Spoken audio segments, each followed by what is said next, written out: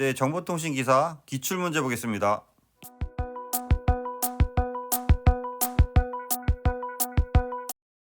좀 더 많은 자료를 원하시는 분은 보시는 카페에 오시면 체계적으로 자료가 정리되어 있습니다. 네, 시작하겠습니다. 네, 이번 시간에는 T1 이온에 대해서 보겠습니다. 기출 유형을 보면 PCM 32TDM 32채널이죠.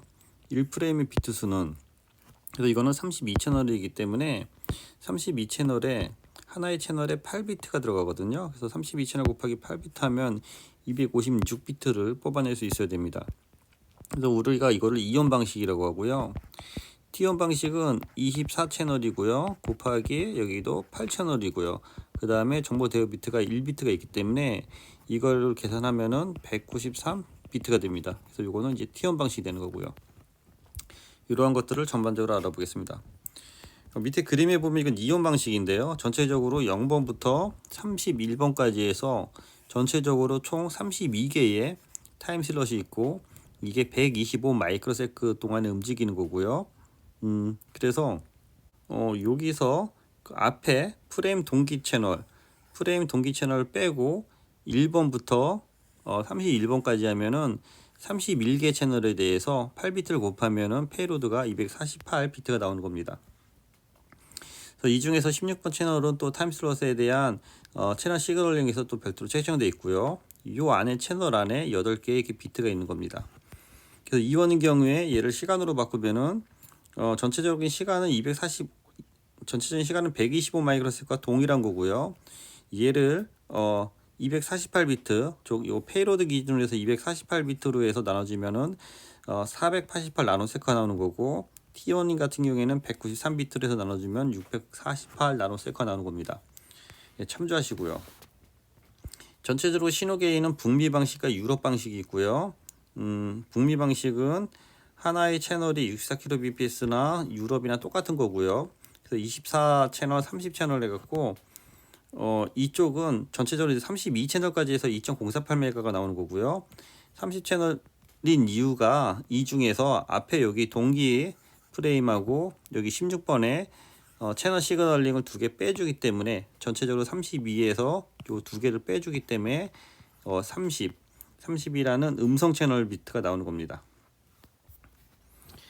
예, 그래서 유럽 방식 이원은 2.048Mbps에 대해서 특징은 32채널의 음성을 다중화하는 것이고, 타임슬롯은 8비트를 기준이고, 0번은 동기 비트, 16번은 신호 전송용으로 예약되어 있다. 그래서 0번과 16번 채널 제외한 총 30개 채널만 이용한다. 그래서 이원의 전체적인 기본 속도는 2.048Mbps다. 한 타임 슬롯은 64kbps고 8비트로 8000Hz를 샘플링해서 64kbps가 나온다. 그래서 이것에 대한 공통 채널을 사용하는 방법에 따라서 카스 방식과 CCS 방식이 있다. 그래서 카스 방식을 사용하면은 전체적으로 30개 채널을 사용하고 16번도 신호 채널로 전송하기 때문에 얘는 1.92Mbps에서 나오는 거고요. CCS 방식은 전체적으로 31개 채널을 사용하고 16번 채널도 데이터 전송용으로 사용해서 카스 방식보다 64kbps가 큰 1.984Mbps가 나오는 거죠.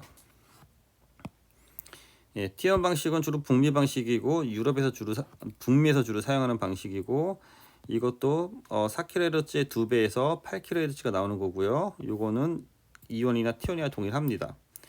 그래서 T1은 24개의 음성 채널에 8비트로, 우리가 하나의 채널에 8비트로 구성되어 있기 때문에 192비트에 앞에다가 프레임 동기하는 게 1비트 들어가기 때문에 전체적으로 193비트가 되는 것입니다. T1 방식과 이온 방식에 대한 구분이 중요한데요. 주파수는 둘 다 같은 주파수대요. 300에서 3400Hz를 봐서 전체적으로 이제 4kHz로 보는 거고, 얘를 나이키스 정리에 의해서 이제 2배를 해주기 때문에 그러면 이제 8kHz가 나오는 겁니다. 그래서 양쪽의 표본화 주파수는 둘 다 8kHz 나오는 거고요. 채널당 비트 수도 8비트가 나오는 거고, 그래서 타임 슬롯은 이원은 32채널, T1은 24채널 나오는 거고, 여기서 이제 그 공통 신호를 앞에 2개 뺀다고 했죠. 그래서 그 2개 채널 빼면 30채널, 여기는 24채널 그대로 오는 거고, 그래서 전송 속도는 2.048메가, 1.544메가 bps가 나오는 겁니다. 그런 의미로 이해해 주시고요. 여기 앞신이 나오는데 이온 방식이 이게 좀 헷갈리는데 이온 방식이 A로다. 그리고 이온 방식이 13절선이다. T온 방식은 U를 쓰고 15절선이다. 이 절선이 뭐냐면은 우리가 그 압축을 하기 위해서 압신기를 사용하는데요.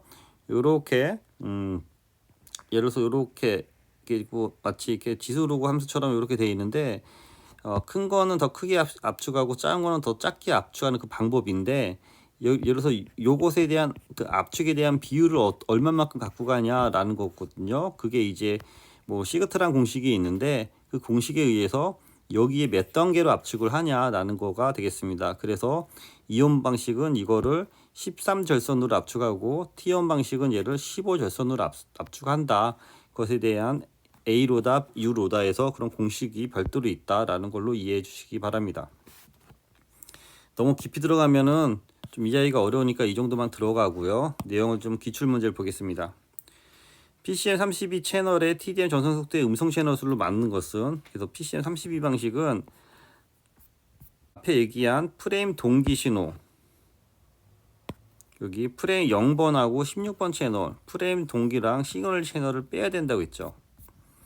그래서 0번하고 그 16번 채널을 빼면은 30개의 채널이 나오는 거고요. 저희도 전체 전송 속도는 2.048Mbps가 되는 겁니다. 0번하고 16번은 뺀 나머지 30개 채널로 음성을 보낸다고 이해하시면 되겠습니다.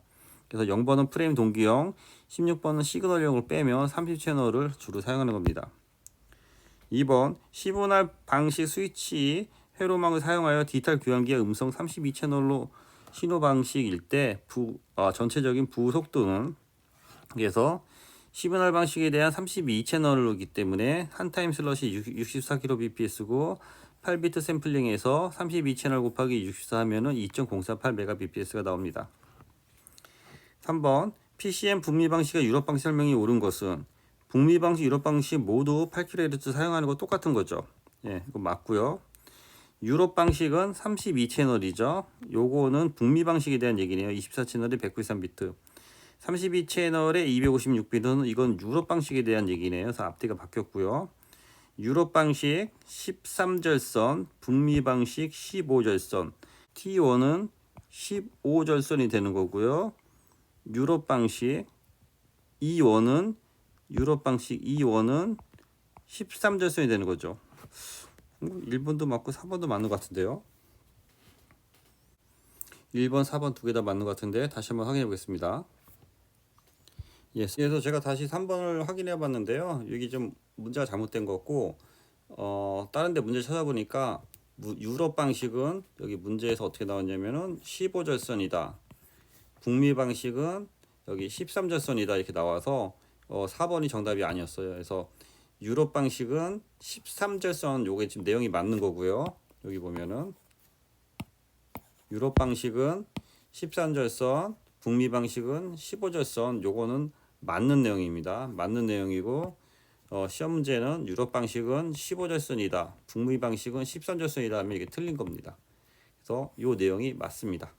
4번 T1급 혹은 2원급 전용회선을 사용해 네트워크 구축할 경우 적합한 디지털 전송 장비는 그래서 T1급, 2원급 할 때는 CSU나 우리가 여기 보면 이제 DSU로 연결되는 거죠. 그래서 채널라이즈에서 채널 서비스 유닛에서 DSU와 함께 T1과 2원의 채널 속도를 조정하는 그 장비가 되겠습니다. 그래서 32채널 또는 24채널 단위로 해서 64kbps 단위로 증감이 되는 것으로 이해하면 되겠습니다. PDH 중 북미 방식인 T1 전송 속도는 1.544Mbps가 되는 거죠. 이온 방식 13절선, T1 방식 15절선, T1은 U를 따르고 E1은 A를 따른다. 이것도 꼭 정리하시고요. 6번 다음 중 TDM 수신기에 대한 설명으로 틀린 것은 수신기에서 표본하기는 수신기에 오는 동기 신호로 동작한다. 동기가 되는 거죠.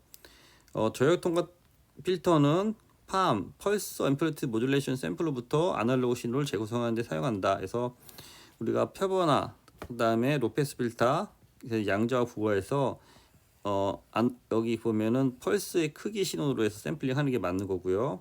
로패스 필터가 불량이 하면 실버혈관에 간섭이 발생할 수 있고, 한 신호가 다른 신호에 나타나는 것을 크로스톡 현상이라고 합니다. 네, 이상입니다. 수고했습니다.